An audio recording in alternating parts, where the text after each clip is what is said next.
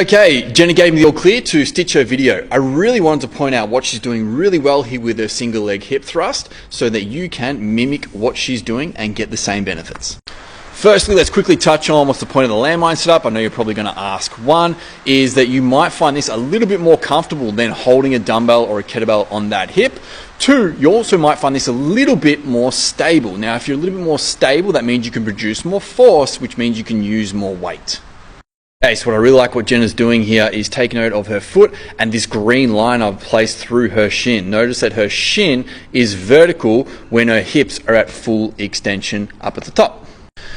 If she was to place her foot further out in front, somewhere around here, then her shin angle is going to be somewhere like this, and that's going to recruit a little bit more hamstring. And if her foot is somewhere back over here, my finger gets cut off, but behind where she is, behind her knee, then that's going to recruit a little bit more quad. So this is the optimal foot placement and shin angle you want at the top of your single leg hip thrust.